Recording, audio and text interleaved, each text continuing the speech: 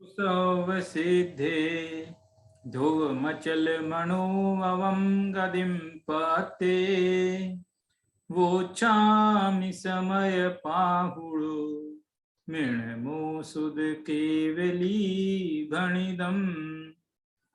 समय सार परमागम में आचार्य कुंद कुंद कहते हैं कि एकमात्र अपना निज शुद्धात्मा ही अपना स्वपद है। जो उसको नहीं जानता और अन्य पदों को अपना जानता है वो अपद में है, आपदा में है।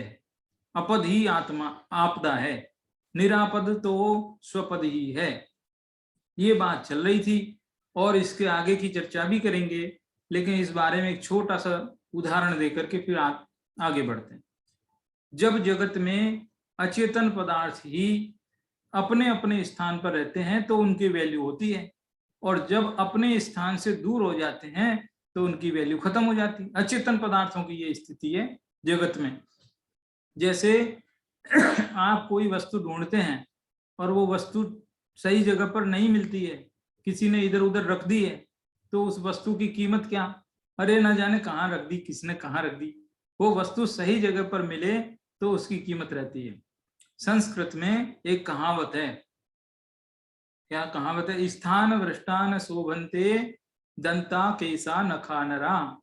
स्थान भ्रष्टान शोभन्ते, अपने अपने स्थान पर हैं तब तो उनकी बहुत केयर करते सब लोग, खूब अच्छे से सावधानी से उनकी साथ संभाल है, सब कुछ करते हैं, पूरा ध्यान देते हैं।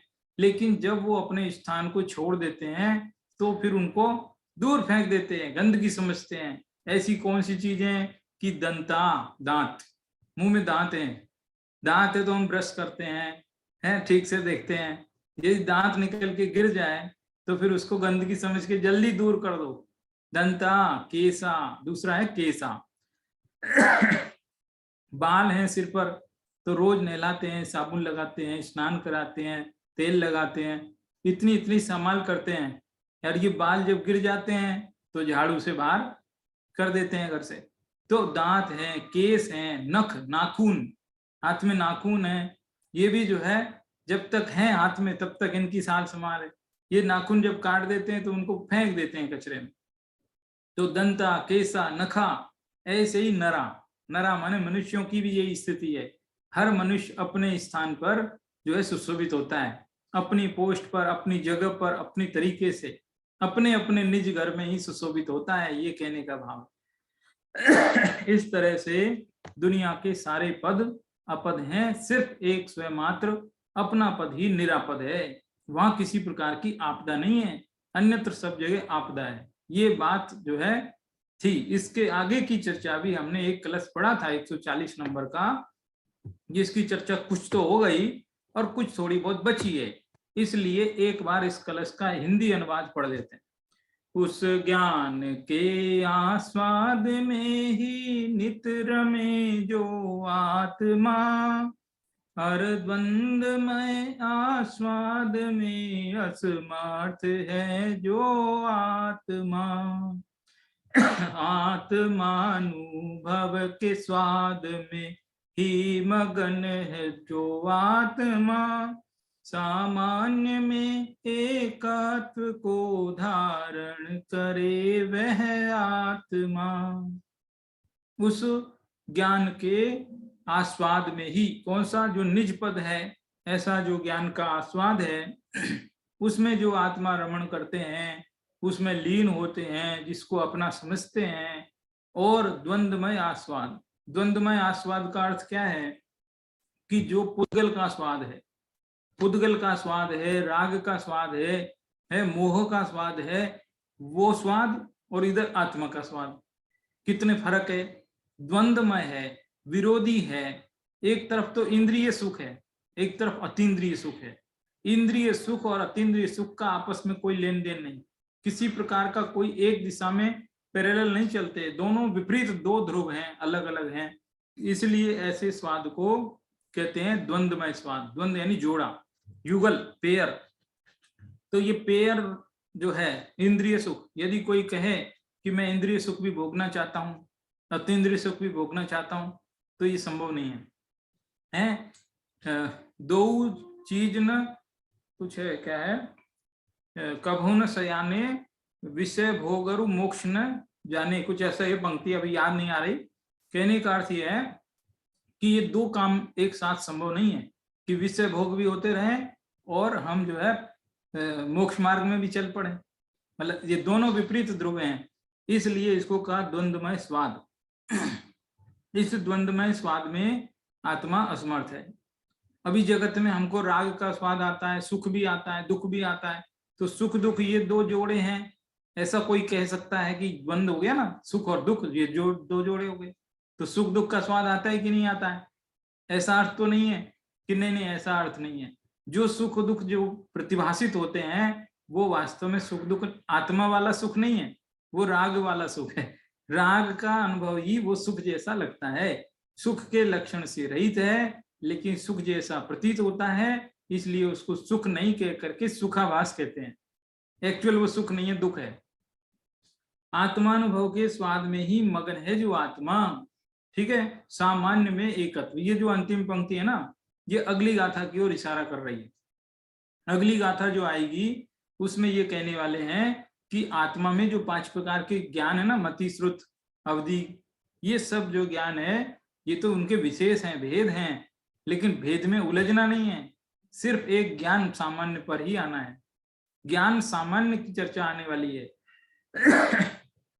15वीं गाथा में भी कहा था कि सामान्य का आविर्भाव और विशेष का तिरोभाव जब जिस जीव को समझ में आता है तभी आत्मानुभव होता है। विशेष का आविर्भाव सामान्य नहीं, सामान्य का आविर्भाव और विशेष का तिरोभाव।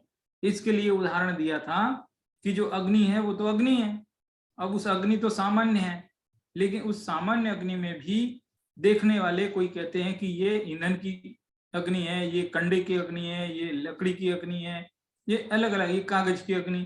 तो ऐसे करके अलग अलग अग्नि के भेद कर देना वो विशेष है, और अग्नि को सिर्फ अग्नि के रूप में देखना वो सामान्य है। तो इसी प्रकार ज्ञान को सिर्फ ज्ञान रूप ही देखना वो सामान्य है, और ज्ञान को मति ज्ञान रूप देखना, अवधि ज्ञान रूप देखना, श्रुत ज्ञान रूप देखना, ये सब जो है उसके विशेष हैं। और ये विशेष जब तक रहेंगे तब तक भेद हैं, भेद हैं तब तक विकल्प हैं, विकल्प है तब तक निर्विकल्प नहीं है। इस प्रकार की स्थिति यहां बताएंगे। ये भजन की चर्चा भी हो ही गई। भजन में इतना ही कहा गया कि जब आत्मा का अनुभव आता है तब जो है इस जगत में जितने भी रस हैं वो सब फीके पड़ जाते हैं। जिन विषयों में सुख मानते थे वे विषय भोग काले नाग जैसे प्रतीत होने लगते हैं। गोष्ठी, कथा, कौतूहल, क्लब, ये सब में जो आनंद था वो सब उड़ जाता है, छूम अंतर हो जाता है। और मन एक ऐसा मन पक्षी, मन को पंछी की उपमा दी, पंछी के 2 पंख होते हैं, ऐसे ही मन रूपी पंछी के 2 पंख हैं। एक पंख का नाम है राग, दूसरे पंख का नाम है द्वेष। राग द्वेष रूपी 2 पंखों वाला जो मन पंछी है वो मर जाता है, यानी कि वो इच्छाएं खत्म हो जाती है जगत की। और आत्मा में अतीन्द्रिय सुख उमड़ पड़ता है। ऐसी ऐसी बात कही थी। इस बारे में यदि इस भजन को कोई पढ़े और कहे कि अरे सब रस रस नीरस हो जात ततिच्छिन्न, है ना, ये पंक्ति है ना, इसमें लिखा है रस नीरस हो जात ततिच्छिन्न, अच्छ विषय नहीं भावे, गोष्ठी कथा को तूहल विगटे, पुद्गल प्रीति न सावे। यदि ऐसा हो जाए कि जो मजा ही खत्म हो जाए संसार में, किधर भी आनंद नहीं आए, तो ये तो गड़बड़ हो जाएगी। ऐसा काम तो नहीं चाहिए, हैं? अभी तो अच्छा लग रहा है, यदि ऐसा आत्मानुभव हो गया तो फिर ये सब खराब हो जाएगा, हमारा सब मजा किरकिरा हो जाएगा। कि नहीं नहीं, ऐसी कोई बात नहीं है।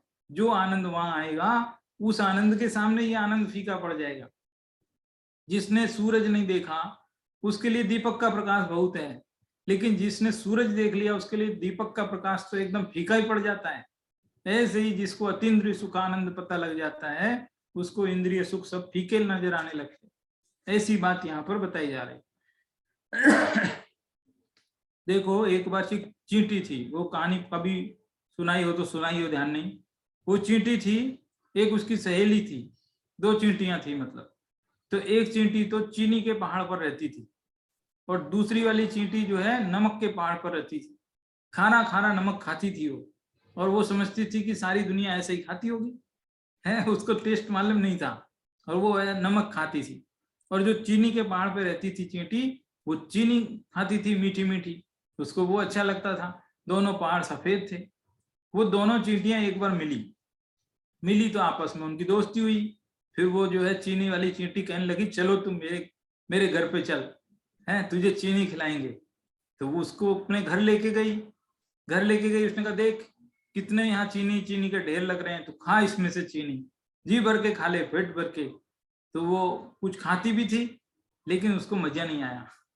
मजा नहीं आया, तो उसने कहा, मजा क्यों नहीं आ रहा है, क्या कारण है, चीनी तो बहुत मीठी है, तुझे क्यों नहीं अच्छी लग रही है? कि नहीं नहीं, मुझे अच्छी नहीं लग रही। कि जरा दिखा तेरा मुंह, खोल करके मुंह दिखा।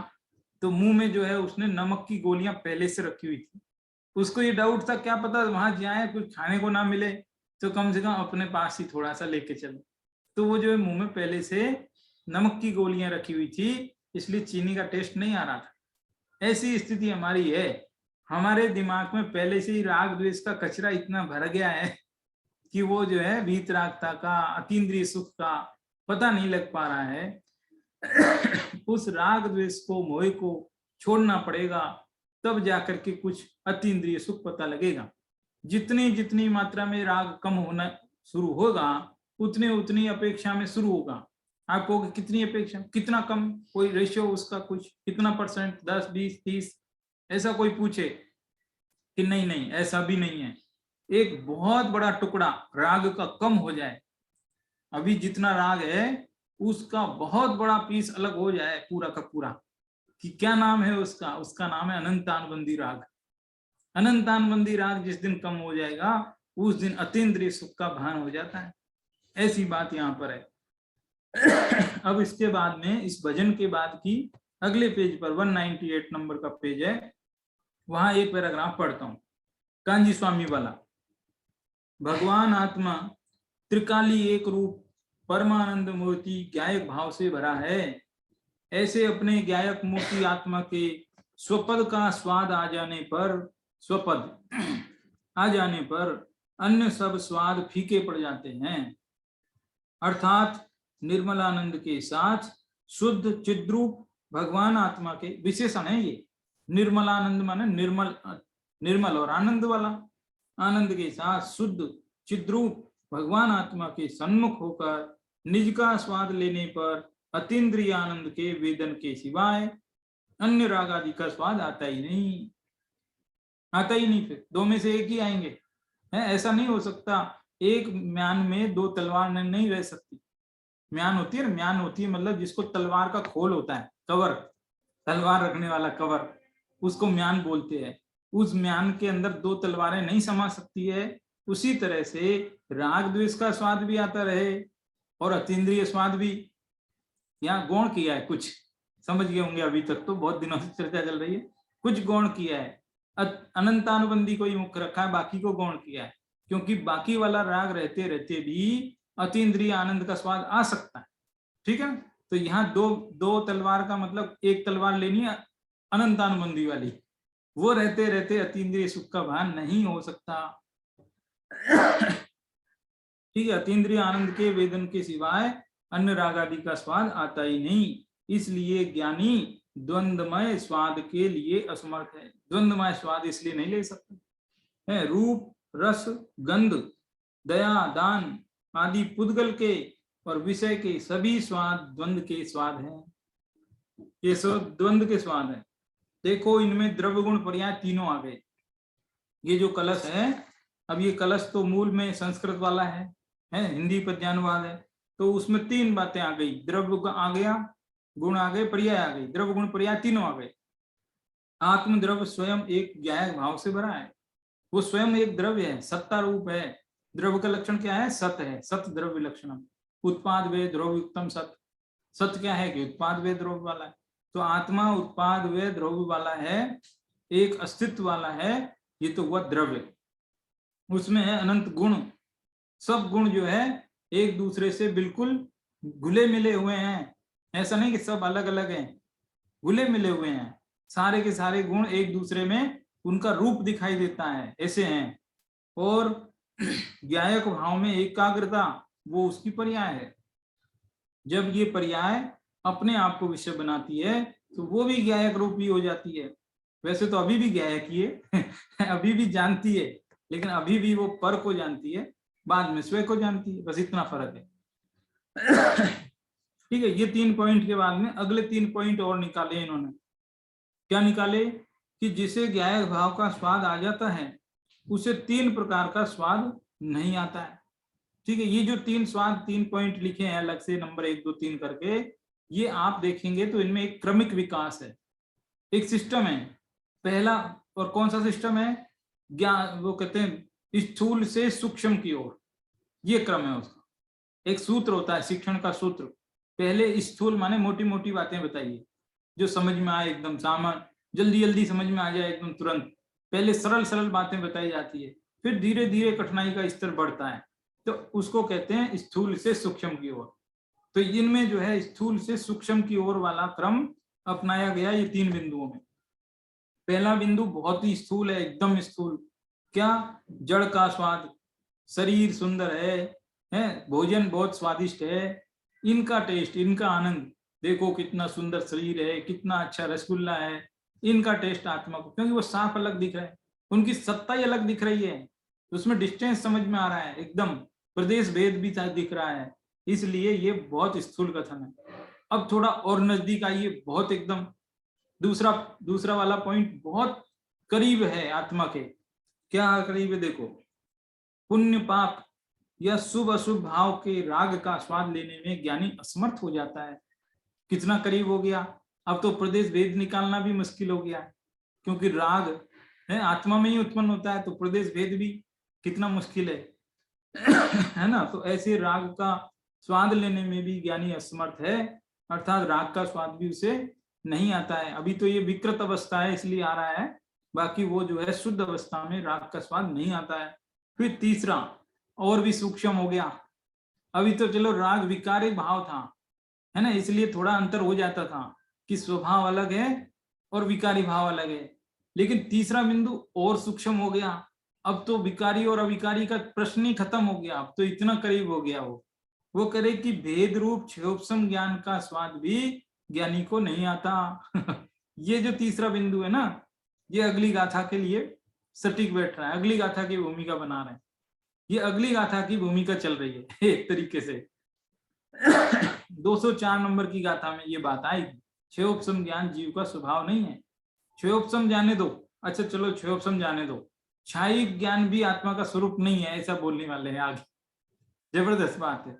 क्यों? क्योंकि वो कर्म के सापेक्ष है, निरपेक्ष नहीं है। क्षायिक ज्ञान क्षायिक ज्ञान तो बहुत अच्छा लगता है, क्षायिक ज्ञान, और क्षायिक ज्ञान, क्षायिक ज्ञान माने केवल ज्ञान, सब कर्मों के क्षय होने पर जो ज्ञान प्रकट होता है उसे कहते हैं क्षायिक ज्ञान, और वो है केवल ज्ञान। तो कह रहे कि वो केवल ज्ञान भी वो आत्मा का वास्तविक लक्षण नहीं बन सकता है, वास्तविक लक्षण नहीं बन सकता कि हाँ यदि बनाएंगे तो क्या प्रॉब्लम है भाई, वो तो बहुत जरूरी है। सब कर्म नाश होने के बाद शुद्ध ज्ञान है, सर्व ज्ञान, सर्वांग ज्ञान, सबको जानने वाला ज्ञान, इतना महान ज्ञान, और उसको भी जीव का लक्षण नहीं बना सकते, तो नहीं बना सकते। कि क्यों नहीं बना सकते? हमको नहीं समझ में आती, हम तो मानेंगे उसको, आप बताओ क्यों नहीं मान सकते?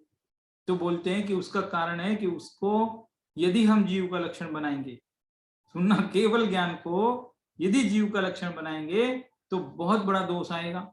कि कौन सा? कि अव्याप्ति दोष आएगा। अव्याप्ति दोष आएगा। कि क्या होता है ये अव्याप्ति दोष? कि अव्याप्ति दोष ये होता है कि जो लक्षण आपने बनाया वो लक्षण संपूर्ण जाति पर घटित नहीं होता है, कुछ अंश पर ही घटित होता है, उसको कहते हैं अव्याप्ति दोष।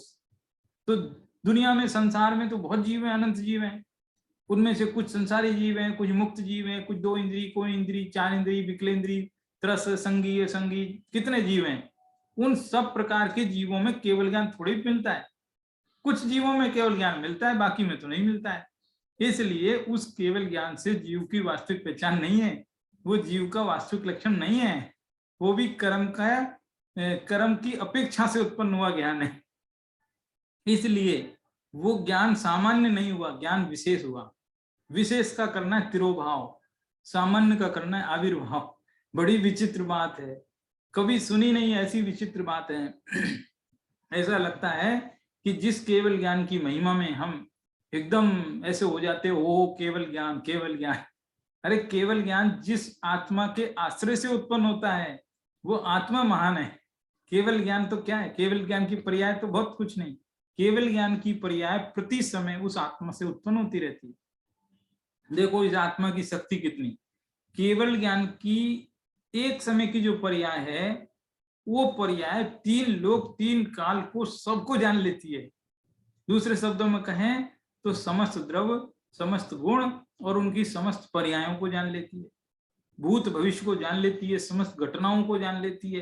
एक ही समय की पर्याय जान लेती है तो फिर दूसरे समय की, फिर तीसरे समय की, फिर चौथे समय की। तो वो समस्त पर्याय जहां से उत्पन्न हो रही है वो समुद्र, चैतन्य का समुद्र, वो कैसा होगा, है गजब बात है। एक ही समय में सब जान लिया, कुछ बचा ही नहीं है, अनंत काल जान लिया, तो दूसरे समय में क्या जानेंगे अब? सोचने वाली बात है। पहले समय में सब जान लिया तो अब बचा नहीं ना, सब खत्म। तो अब दूसरे में क्या जानेंगे, तीसरे में क्या जानेंगे? अच्छा चलो वही वही जानेंगे तो क्या बोर नहीं होंगे? एक एक चीज को सामने देखते रहो आप तो एक ना एक दिन तो बोर हो जाते ना, लेकिन बोर नहीं होते। ऐसा कैसे? ये बड़े ऐसे प्रश्न है कई जो बहुत हिला देते हैं। लेकिन प्रवचन सार नाम का जो ग्रंथ है, समय सार जैसा प्रवचन सार दूसरा ग्रंथ, उसमें जो है एक ज्ञान तत्व प्रज्ञापन नाम का चैप्टर है, पूरा बहुत बड़ा चैप्टर है। उस ज्ञान तत्व प्रज्ञापन में केवल ज्ञान का स्वरूप बहुत अच्छी तरीके से स्पष्ट किया है। वहां पर तो ऐसी ऐसी बात बताई उस केवल ज्ञान के बारे में कि वो ज्ञान कितना महान है कि देखो, जो पर्याय आज उत्पन्न नहीं हुई है, जो पर्याय आज उत्पन्न ही नहीं हुई है, उत्पन्न नहीं हुई का मतलब थोड़ा और तसल्ली से सोचना आप। उत्पन्न नहीं हुई का मतलब है कि कोई भूमि पड़ी है, बंजर भूमि, उसके ऊपर 100 साल के बाद कोई महल बनेगा, है वो बंजर भूमि बंजर नहीं रहेगी, वहां उपजाऊ हो जाएगी, फसल उगाएगी, हरियाली छा जाएगी, महल बन जाएगा, नगर बस जाएगा, राजा आएगा, जाने क्या क्या हो जाएगा। आज कुछ नहीं है, आज कुछ नहीं है। लेकिन कुछ नहीं होते हुए भी जो 100 साल के बाद सब कुछ होगा ना, वो आज ही प्रत्यक्ष ही दिखाई दे रहा है। एकदम ऐसा लग रहा है बिल्कुल जैसे आज ही है। गजब है, ऐसा केवल ज्ञान है। केवल ज्ञान में भूतकाल की समस्त पर्यायें, भविष्य काल की समस्त पर्यायें, जो पर्याय उत्पन्न नहीं हुई है वो भी दिखाई देगी और जो पर्याय विनष्ट हो गई वो भी दिखाई देगी। है कभी किसी जमाने में महल था और आज वहां महल उजड़ गया, नगर ही उजड़ गया, एक आदमी नहीं है, पूरा नगर भस्म हो गया, किसी ने श्राप दे दिया, सब कुछ तहस नहस हो गया है, भूमि जल गई है, विस्फोट हो गया है, आकाश से उल्कापात हो गया है, भूमि बंजर हो गई है। लेकिन फिर भी उसको देख रहे हैं और समझ रहे हैं कि यहाँ कभी नगर था, क्या हरियाली थी, क्या गजब राज्य चलता था सब। ऐसा एक नगर है राजस्थान में। बहुत फेमस है, आप देखना, इंटरनेट भी बताता है, इतना फेमस है वो। राजस्थान के अलवर डिस्ट्रिक्ट में भानगढ़ नाम की एक जगह है, बहुत हॉन्टेड पैलेस है, हॉन्टेड मतलब भूत प्रेतों का स्थान माना जाता है, बहुत फेमस है। पूरा गवर्नमेंट ने उसके आगे बोर्ड लगा दिया है कि शाम के बाद कोई आदमी इधर जाना नहीं चाहिए, इतना हॉन्टेड पर्स, बहुत हॉन्टेड प्लेस है वो। उसके ऊपर मूवी वगैरह भी बनी है। वो नगर कभी बसा हुआ था, बहुत बसा हुआ था। ऐसी कहावत है कि किसी कोई ऋषि ने श्राप दे दिया, पूरा नगर खत्म हो गया, अभी वहां भूत प्रेत रहते हैं, ऐसी ऐसी कहानियां चलती है उसके लिए, ऐसा है। लेकिन केवल ज्ञान में वो सारी चीजें आगे पीछे ही सब दिखाई देती है। तो ऐसी बात यहाँ पर, मतलब जिस ज्ञान के लिए हम बहुत ऊंचा समझ रहे हैं ना, वो ज्ञान भी आत्मा का सामान्य ज्ञान के अंतर्गत नहीं आएगा, वो विशेष ज्ञान है। ये बात आगे आने वाली है। ठीक है, इसके बाद ये जो कलश था, इसका ये बनारसी दास जी के शब्द हैं, ये पढ़ने की जरूरत है क्या? ये गाथा भी आगे पढ़नी थी, पढ़ लेते हैं या तो पढ़ देते हैं, एक बार रीडिंग लगा देते हैं।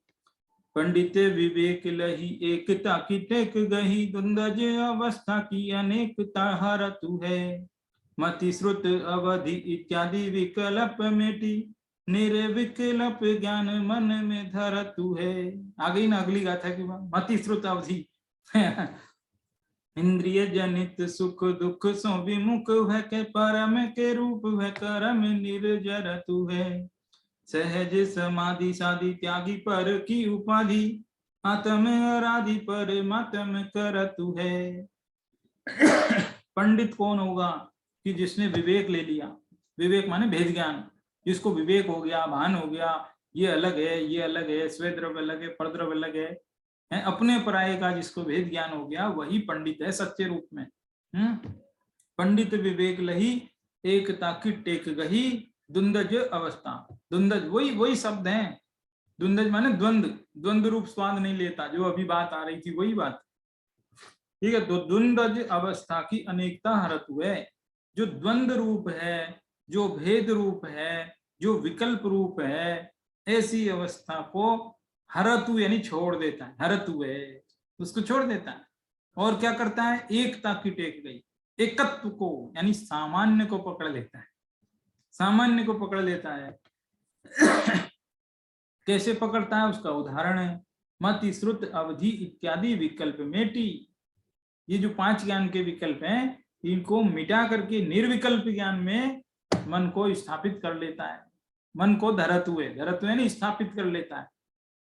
इंद्रिय जनित सुख दुख सो विमुख भय के, ये 5 इंद्रियों के सुख दुख होते हैं, है ना, उन सुख दुखों से विमुख होकर के, कोई कहे कि ठीक है दुख से विमुख हो तो चले, सुख से क्यों विमुख हो रहे हो, सुख तो चाहिए ना, फिर क्यों विमुख होते हो, कि नहीं नहीं इंद्रिय सुख है ना, वो दरअसल ऐसा होता है, आज तक हम में से किसी ने भी, मतलब मैं गारंटी से तो नहीं बोलूंगा, लेकिन कहने का अर्थ बहुत लोगों ने आज तक अतीन्द्रिय सुख को चखा नहीं है, इसलिए वो इंद्रिय सुख दिखाई देता है, एक्चुअल है नहीं, कंडीशन खराब ऐसा।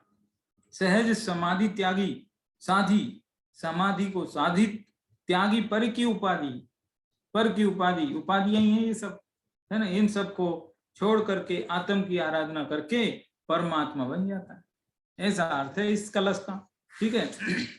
अगली गाथा पढ़नी है आज, तो अगली गाथा देख लेते हैं। देखो कहाँ गई, 1 मिनट, अगली गाथा निकालता हूं, ठीक है। देखो ये गाथा दिखाते हैं, 204 नंबर की गाथा, ठीक है। आभिनिसुदोदधि मण केवलम, आभिनि सुदोधि मण केवलम च तम होदि एकमेव पदम, सोए सो परमट्ठो जमलहिदुम निवुदिम जादी। आभिनि सुदोधि मण केवलम च तम होदि एकमेव पदम, सोए सो परमट्ठो जमलहिदुम निवुदिम जादी। बीच में कुछ गाथाएं मैंने स्किप की है, इधर जो शो करता हूं उस वाली साइट से, लेकिन वो साइट में आप देखेंगे तो नंबरिंग आप देखेंगे, देखो मैं भले ही आपको दिखाएं, अच्छा इसको आगे पीछे करने के लिए अभी हो नहीं रही है, लेकिन इसमें हाँ हो रही है, देखो थोड़ा सा लैपटॉप हैंग हो गया आज। तो आगे पीछे आप देखेंगे ये जो नंबर है, ये नंबर देखो 206 नंबर की गाथा, ये 206 नंबर की गाथा, और आप पढ़ रहे हैं कौन सी, 204 नंबर की गाथा, इसलिए ये क्रम थोड़ा सा ऊपर नीचे हुआ है, लेकिन ये क्रम यहाँ कोई किसी की मिस्टेक नहीं है, ये अलग अलग आचार्यों के हिसाब से थोड़ा क्रम आगे पीछे हुआ है थोड़ा सा। तो 204 नंबर की गाथा ये है, अभिनिबोध ज्ञान, अभिनिबोध ज्ञान कहते हैं मति ज्ञान को, मति ज्ञान का दूसरा नाम है अभिनिबोध ज्ञान। तो मति ज्ञान शुद्ध माने श्रुत ज्ञान, उदधि ओधि मतलब ओधि निकलेगा इसमें से, ओधि माने अवधि ज्ञान, और मण यानी मन पर्याय ज्ञान, और केवलम यानी केवल ज्ञान, तम होदि एकमेव पदम, ये 5 ज्ञान एक ज्ञान रूप ही होते हैं, ये एक ही पद है, एक ज्ञान रूप ही है, अलग अलग नहीं है। ये कहने का भाव है। सो ए सो परमट्ठो, सो माने वह पद, कौन सा, वो एक सामान्य ज्ञान रूपी जो पद है वो परमट्ठो यानी परमार्थ है, सामान्य ज्ञान यानी केवल वो आत्मा का ज्ञान, एक आत्मा रूप ज्ञान। वो क्या है आत्मा? परमट्ठो यानी परमार्थ है। जम यानी उसको, आत्मा शब्द को थोड़ा साइड कर देते, चलो कंफ्यूजन ना हो इसके लिए। एक सामान्य ज्ञान ऐसा ले लो, एक सामान्य ज्ञान है, वही परमट्ठो यानी परम पदार्थ है।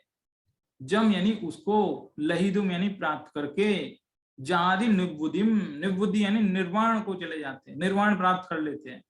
एक सामान्य ज्ञान का जो आश्रय लेंगे वो निर्वाण को प्राप्त कर लेंगे, और जो केवल मति ज्ञान की साधना करेगा या केवल ज्ञान की साधना करेगा तो वो केवल ज्ञान नहीं प्राप्त करेगा। ऐसी बात चल रही है ना। मति श्रुतावधि, मति श्रुतावधि मन पर्याय और केवल ज्ञान भी, सब एक पद परमार्थ है, पाइसे जन शिव पद लहे। मति श्रुत अवधि मन पर्याय और केवल ज्ञान, ये सब एक पद परमार्थ हैं, ये सब एक ही हैं। एक ज्ञान सामान्य को ही बताते हैं और वो ज्ञान सामान्य ही परमार्थ है, जिसे पा करके लोग मोक्ष पा लेते हैं। ये बात चल रही, ठीक है ना। अब इसमें ये जो अभिनिबोध जो नया शब्द आया है, ये शब्द कभी सुनने नहीं आता है, प्रचलित ही नहीं है। ये ऐसा कैसे, कहाँ है, कौन से शास्त्र में, किस तरह का है ना। तो देखो तत्वार्थ सूत्र में है, तत्वार्थ सूत्र में पहले अध्याय में ही है, पहले अध्याय का 13वां सूत्र है। वो सूत्र क्या है?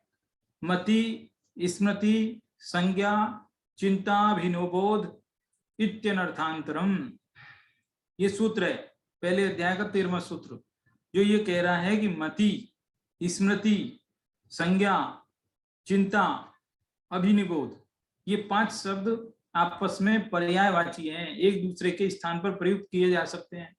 ये एक ही वस्तु के नाम है, अलग अलग नाम नहीं है।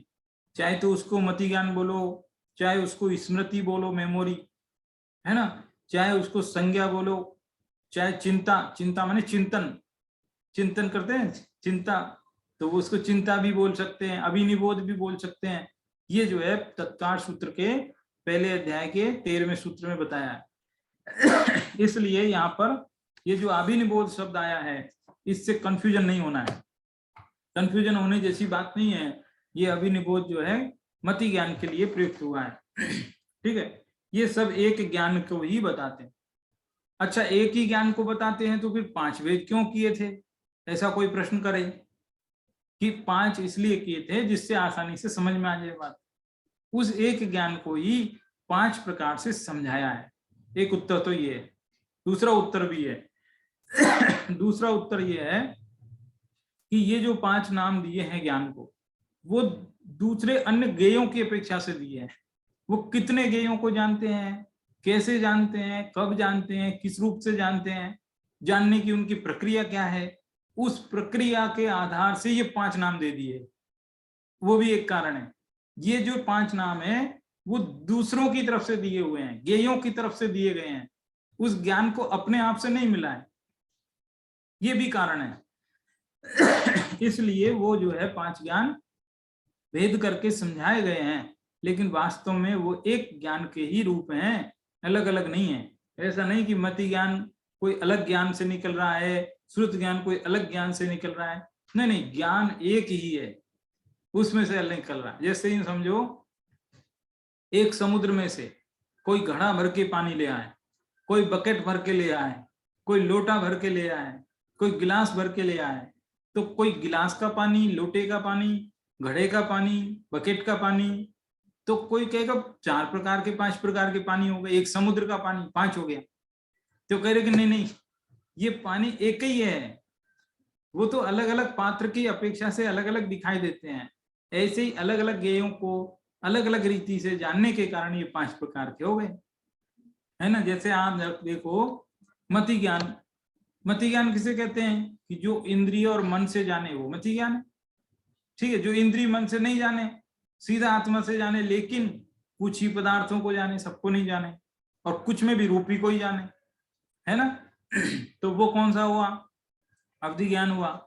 और जो किसी के मन में जाने वो मन पर्याय हुआ, जो सबको जान ले वो केवल ज्ञान हुआ। श्रुत ज्ञान क्यों छोड़ दिया? कि छोड़ा नहीं, वो मति ज्ञान और श्रुत ज्ञान एक ही है देखा जाए तो, लेकिन मति ज्ञान से जाने हुए पदार्थ को विशेष जानना वो श्रुत ज्ञान है। उसमें भी उसमें भी 5 इंद्रियां और मन का प्रयोग होता है। तो इस प्रकार से ये पूरे पांचों ज्ञानों की जानने की जो प्रणालियां हैं, जानने की जो रीतियां हैं, वो थोड़ी डिफरेंट है, बस यही एक बात है, लेकिन ज्ञान तो वो एक ही है। देखो, और थोड़ा सा इसको एक और बात से थोड़ा और क्लियर करें। एक ही ज्ञान क्यों है, इसको समझने के लिए एक लॉजिक और है। जब किसी जीव को केवल ज्ञान हो जाए, ठीक है, थोड़ा इसको और पहले समझो। तत्वार्थ सूत्र में जब दूसरे अध्याय में ये ज्ञान का प्रकरण आया, तो वहां एक बात आई कि जब किसी जीव को इनमें से पांचों ज्ञान में से कम ज्ञान होगा तो कितना, और ज्यादा से ज्यादा होगा तो कितना। तो ज्यादा से ज्यादा तो 5 ज्ञान तो किसी को नहीं हो सकते, 4 ही हो सकते मैक्सिमम, ठीक है, मैक्सिमम 4 ज्ञान हो सकते, और कम से कम 1 ज्ञान होगा। कम से कम 1 ज्ञान होगा कि कौन सा, कि केवल ज्ञान, कि जिसके पास केवल ज्ञान होगा उसके पास बाकी के सब खत्म हो जाएंगे कि नहीं होंगे? खत्म नहीं होंगे। हम बोल तो देते हैं खत्म हो जाएंगे, लेकिन खत्म नहीं होते वो बाकी के समस्त ज्ञान उस केवल ज्ञान में समा जाते, खत्म नहीं होते है ना। जैसे मान लो कोई मुनिराज हैं, उन मुनिराज को अवधि ज्ञान प्रकट हो गया, फिर धीरे धीरे जो है मन प्रिय ज्ञान भी प्रकट हो गया। मति श्रुत तो जन्म से ही है, अब 4 ज्ञान के धारी हैं। अब केवल ज्ञान प्रकट हुआ, अब वो 4 ज्ञान तो खत्म और केवल ज्ञान हो गया, ऐसा थोड़ी। वो चारों ज्ञान भी उस केवल ज्ञान के अंदर समा गए हैं अब, ऐसा।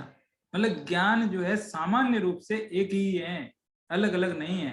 अलग अलग तो समझाने के लिए बताया है, लेकिन अलग अलग ज्ञान के चक्कर में ना पड़ के सिर्फ एक ज्ञान सामान्य की ही आराधना करनी है। जरा एक सेकेंड।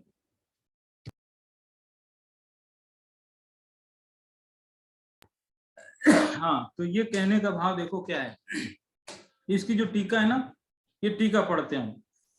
कर्म के क्षयोपशम के अनुसार ज्ञान में जो भेद हुए हैं वे कहीं ज्ञान सामान्य को अज्ञान रूप नहीं करते। कर्म के क्षयोपशम के अनुसार ये जो 5 प्रकार के ज्ञान है, देखो इनकी परिभाषा कैसी कैसी है। वो जो भी परिभाषा है ना, उसमें एक एक शब्द और जुड़ता है, एक एक शब्द शुरू में जुड़ता है। मति ज्ञानावरण कर्म के क्षयोपशम से होने वाला ज्ञान, ऐसा शब्द जुड़ेगा, है ना। श्रुत ज्ञानावरण कर्म के क्षयोपशम से होने वाला ज्ञान, अवधि ज्ञानावरण कर्म के क्षयोपशम से होने वाला ज्ञान, मन प्रिय ज्ञानावरण के क्षयोपशम से होने वाला ज्ञान, ऐसे 5 प्रकार का क्षयोपशम भी है, ऐसा है। तो उस कर्म के क्षयोपशम के अनुसार ज्ञान में जो भेद हुए हैं, ठीक है, वे कहीं ज्ञान सामान्य को अज्ञान रूप नहीं करते। प्रत्युत माने बल्कि ज्ञान को ही प्रकट करते हैं। बताओ, मति ज्ञान, अवधि ज्ञान, ये सब ऐसा थोड़ी कि अज्ञान रूप हो, ये भी ज्ञान रूप है। अवधि ज्ञान भी ज्ञान है, मन प्रिय भी ज्ञान है, केवल भी ज्ञान है, सब ज्ञान ही है। अज्ञान कहाँ है? अज्ञान नहीं है, ये सब ज्ञान ही है। इसलिए भेदों को गौण करके एक ज्ञान सामान्य का अवलंबन लेकर आत्मा को ध्यावना, इसी से सर्व सिद्धि होती है। ये है, सिर्फ एक ज्ञान की आराधना करने की बात है। ज्ञान की आराधना कहो या आत्मा की आराधना कहो, एक ही अर्थ है, एक ही अर्थ है। जिस सामान्य ज्ञान के विशेष मति ज्ञान आदि हैं, एक ही ज्ञान है, उसके 5 भेद हैं। भेद विकल्पों से रहित वह सामान्य ज्ञान ही आत्मा का स्वपद है। अभी भी वो पद की बात चल रही है ना, वो स्वपद है।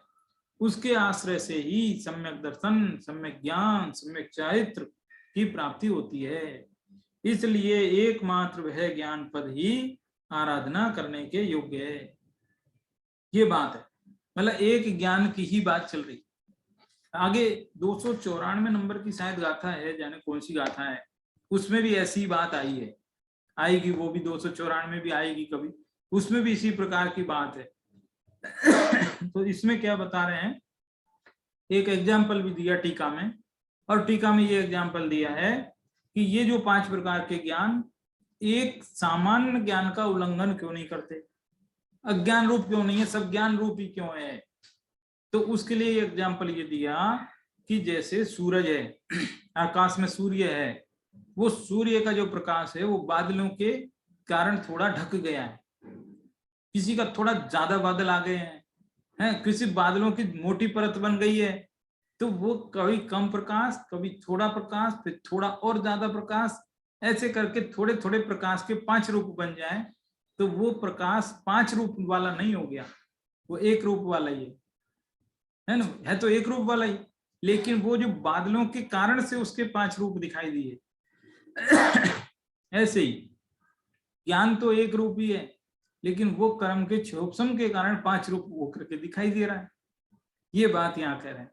देखो कितनी जबरदस्त बात है।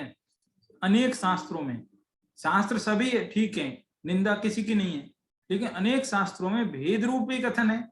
अभेद रूप कथन तो बहुत ही कहीं पाया ही नहीं जाता, बड़ा मुश्किल है। वो अभेद रूप कथन करने वाला ये ग्रंथ है हमेशा, इसलिए इसको परम शुद्ध निश्चय नय की भाषा कहते हैं।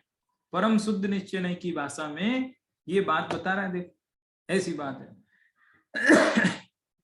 भेद तो समझाने के लिए किए थे, लेकिन हम संसारी जीव उसमें उलझ गए, फंस गए, और हमको बड़ी महिमा आ गई, अरे क्या गजब का अवधि ज्ञान होता है, अरे यहाँ बैठे बैठे दूर की बात पता चल जाएगी, अरे कितना अच्छा है मन पर ये ज्ञान, किसी के मन का पता चल जाता है, ऐसे लगता है हमको। हमको इन ज्ञानों का स्वरूप समझ के भी राग द्वेष उत्पन्न हो जाते हैं, लेकिन लेकिन जब इनको पढ़ते ना तब समझ में आती है कि ये अवधि ज्ञान और मनपरे ज्ञान कितने खतरनाक ज्ञान है, अच्छे ज्ञान नहीं है ये। ये आपके कौन सा शास्त्र है, स्थानांक सूत्र या कौन सा है, उसमें भी आई है इस तरीके की बात, कि शायद स्थानांक सूत्र ही है, उसमें ऐसा आया कि ये जो अवधि ज्ञान जिसको प्रकट हो जाए, तो वो जीव उस अवधि ज्ञान को संभाल सकेगा कि नहीं संभाल सकेगा, ये भी उसके ऊपर निर्भर करता है, तभी वो ज्ञान टिकेगा। मतलब हर कोई उसको नहीं संभाल पाएगा। अभी हमको लगता है कि हमको हो जाए तो कितना अच्छा है, लेकिन अच्छा नहीं, कई बार तो प्रॉब्लम हो जाती है। जैसे जैसे मान लीजिए किसी जीव को सांप देखकर डर लगता हो, है, सांप से डरता हो, छिपकली से डरता हो, काकरोच से डरता हो, ऐसे बहुत लोग डरते हैं। तो अब उस जीव को मान लो केवल ज्ञान हुआ, तो सॉरी अवधि ज्ञान हुआ, तो अवधि ज्ञान हुआ तो उसको बहुत सारे आसपास के 2, 5, 10 किलोमीटर जहां तक का उसका अवधि ज्ञान है, वहां तक के काकरोच और बिच्छू और सांप और ये सब दिखेंगे, देखेंगे दिखेंगे, तो वो घबरा जाएगा, एकदम डर जाएगा। तो डर जाएगा तो वो ज्ञान उसका छूट सकता है, छूट जाता है तुरंत ही, जैसे ही उत्पन्न हुआ वैसे ही छूट जाता है। उसको बोलते प्रतिपाती, प्रतिपाती अवधि ज्ञान। तो अवधि ज्ञान 6 प्रकार का, ये ज्ञानों के भेद प्रभेद में जाओगे ना तो समझ में आता है। प्रतिपाती अवधि ज्ञान होता है। तो ऐसे करके ये ज्ञान जो है अच्छे नहीं, में मतलब कहने का अर्थ क्या है कि इनका जो है अलग अलग विकल्प करना अच्छा नहीं है। ज्ञान तो बुरा नहीं है। सॉरी मैं बोलने में गड़बड़ कर दिया, शब्द थोड़े सुधारने योग्य, मतलब ज्ञान की आलोचना नहीं है, लेकिन ज्ञान का विकल्प वो ठीक नहीं है। ठीक है, ज्ञान सामान्य तो ठीक है। ठीक है, तो वो क्या है, सूर्य का जो प्रकाश है वो बादलों के विघटन के अनुसार जितने जितने बादल छटेंगे उतना उतना प्रकाश बढ़ेगा। उसी तरह से क्षोभसम जितना जितना होगा उतना उतना ज्ञान बढ़ेगा। तो इसी तरह से जब संपूर्ण बादल पूरे छट जाए और सूर्य का एकदम सीधा हमसे डायरेक्ट कांटेक्ट हो जाए, है ना, ऐसे ऐसे कर्म का पूरा क्षोभसम हो जाए, और तो जो ज्ञान प्रकट होगा उसका नाम केवल ज्ञान है। तो ऐसा कह रहे हैं, ऐसा जो ज्ञान की आराधना। अच्छा चलो 5 ज्ञान की बात को जरा साइड करो, अभी बात चल रही है कि वो 5 ज्ञानों में सामान्य ज्ञान की बात है, सिर्फ सामान्य ज्ञान, ज्ञान ज्ञान, मात्र जानना, मात्र जानना, मात्र जानना, बस उसी की बात। ऐसे ज्ञान की आराधना करने से क्या फायदा होगा, तो वो फायदा सुनो अब, क्या फायदा होगा। अगले पैराग्राफ में है, मतलब अगले पेज पे, उस ज्ञान के अवलंबन से निज पद की प्राप्ति होती है। उस ज्ञान से, ज्ञान की आराधना से निज पद की प्राप्ति होती है, भ्रांति का नाश होता है, आत्मा का लाभ, अनात्मा का परिहार। आत्मा का लाभ होगा, अनात्मा का परिहार होगा। ऐसा होने पर कर्म मूर्छित नहीं करते, वो खुद मूर्छित हो जाते हैं। कर्म हमको मूर्छित नहीं करते, कर्म खुद मूर्छित है। राग द्वेष मोह उत्पन्न नहीं होते। राग द्वेष मोह के बिना कर्मों का आश्रव नहीं होता, आश्रव नहीं होने से कर्म बंद नहीं होता। तो और पूर्व बंद कर्म वो भी उपभुक्त होते हुए निर्जरित हो जाते हैं, तब सभी कर्मों का अभाव हो जाता है, साक्षात मोक्ष हो जाता है। देखो कितने लंबी लाइन गिना दी फायदों की, लेकिन फायदे कुल मिलाकर के वो श्रृंखलाबद्ध है, ऑटोमेटिक होते हैं। जो जीव एक बार इस पथ पर आ गया वो जो है आगे बढ़ेगा ही बढ़ेगा।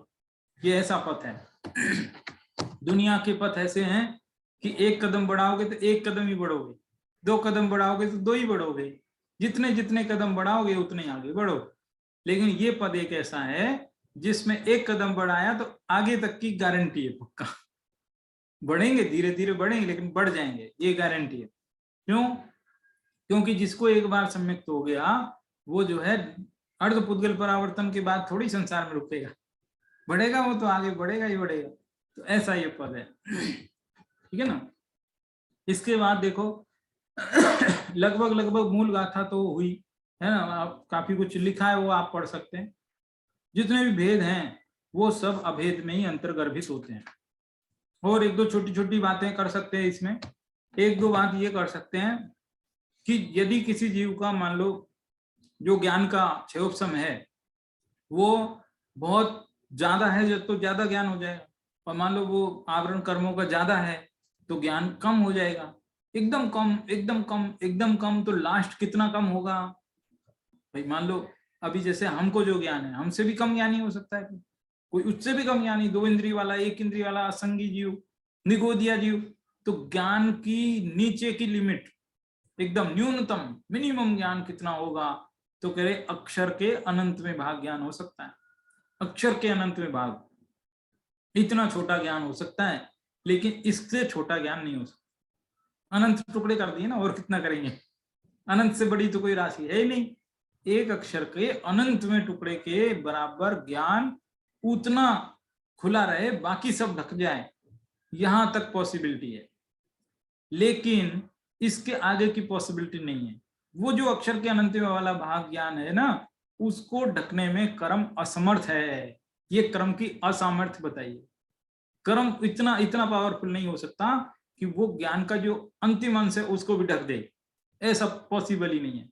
कर्म का वो ज्ञान का अंतिम अंश निरावरण ही रहता है, ये बात है। क्यों? क्योंकि वो जीव की पहचान है। यदि उसको भी कर्म ढक दे रहे तो फिर जीव अजीव बन जाए, फिर जीव की पहचान ही खत्म हो जाए। इसलिए वो देखो, जीव कर्म कितना भी हावी हो जाए लेकिन जीव का ज्ञान का अंतिम अंश तो निरावरण ही रहता है, ये समझने की बात है। इसलिए उस ज्ञान सामान्य का ही अभिनंदन सर्वश्रेष्ठ है, उसी को ही अपनाना है। समझ में आई ना? केवल ज्ञान को जीव का लक्षण क्यों नहीं बना सकता? मति ज्ञान को जीव का लक्षण क्यों नहीं बना सकते? फिर भी अव्याप्ति दोष आएगा। मुक्त जीवों में तो नहीं पाया जाता मति ज्ञान, है ना। तो इसलिए मति ज्ञान को भी जीव का लक्षण नहीं बना सकते, केवल ज्ञान को भी जीव का लक्षण नहीं बना सकते। लक्षण तो वो बनेगा जो सामान्य होगा।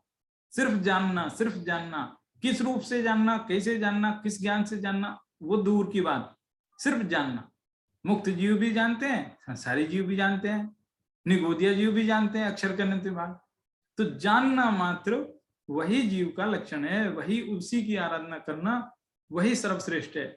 ऐसी बात इसमें चल रही है, ठीक है। इसमें यही कहा है कि ये ऐसा जो सामान्य ज्ञान है वही मेरा स्वपद है, उसी पद की आराधना करने से ये कर्म कटेंगे और मोक्ष की प्राप्ति होगी। इतनी सी बात है इस गाथा में, ठीक है। तो आज की चर्चा को यहीं विराम देते हैं, अगली क्लास को अगले व्याख्यान में पढ़ेंगे, ठीक है। धन्यवाद। जय जिनेन्द्र। सर वो ज्ञान के विकल्प की बात आपने की ना जी, तो श्रीमद जी भी जो थे, हाँ, तो वो भी पहले दूसरे के मन पढ़ सकते थे और भविष्य हाँ, का देख सकते थे, फिर उनको पता चला, फिर छोड़ दिया ना उन्होंने। हाँ, हाँ, बिल्कुल बिल्कुल सही बात, एकदम। शतावधान का प्रयोग भी छोड़ दिया था। हाँ, जबरदस्त ताज्जुब है, सच्ची में बहुत बड़ा ताज्जुब है। शतावधान का प्रयोग गजब है, आज के युग में मतलब हिला देता है। हाँ। वो ज्ञान की थोड़े टाइम पहले एक महाराज साहब ने NSCI ग्राउंड्स में भी वो शतावधानी किए थे। अच्छा, अच्छा। 3-4 साल हुआ, वो लाइव टेलीकास्ट आया था। अरे मेरा रह गया कहीं मिलेगा तो देखेंगे। हाँ। वो देखना तो चाहिए बहुत। मतलब जो जान गए उन्होंने तो वो भी छोड़ दिया कि हाँ बिल्कुल सही बात है। ये जो शतावधान के प्रयोग से ये तो समझ में आया कि जब शतावधान का ही इतना जबरदस्त वो है, तो जिसका सहस्त्राव होगा, लक्ष होगा, करोड़ होगा, अनंत द्रव्यों को जो जानते होंगे, ऐसा केवल ज्ञान पावरफुल। हाँ, वो तो अनंत क्या द्रव्य होगा। तो क्या होगा, उसकी लिमिट, मतलब ताज्जुब की बात है। मतलब ये सब केवल ज्ञान को भी थोड़ा अंदाजा लगता है कि वो कितना होगा। हाँ श्रीमद जी के बारे में तो ऐसा भी कहा है कि उसको ऐसा लगा कि इससे मेरे को मन में थोड़ा अभिमान जैसे बोलते हैं वो आ जाएगा बराबर, और मैं वो आगे नहीं बढ़ पाऊंगा। बिल्कुल वाह वाह, बिल्कुल बराबर। बिल्कुल बिल्कुल। देखो ना, अभिमान से बचने के लिए कितना काम किया। हाँ जब लगे कि इस चीज का मुझे अभिमान होने का डर है, तो वो चीज से दूर। हाँ, और मान और राग के कारण। उन्होंने ही बताया था ना, मान ना हो तो अहियां જ मोक्ष है। हाँ, संसार में मान नहीं हो ना तो बहुत सुखी रहे आदमी। ये मान के चक्कर में, बताने के चक्कर में दुनिया को कैसे मेरे तरफ आट टोलो, हाँ कहानी वही चल तो रही बात है। बराबर। ऐसा है। बहुत बढ़िया, बहुत अच्छा जी। ठीक है, जी सर, सब जय कुशल है। जिनेंद्र। हाँ जी।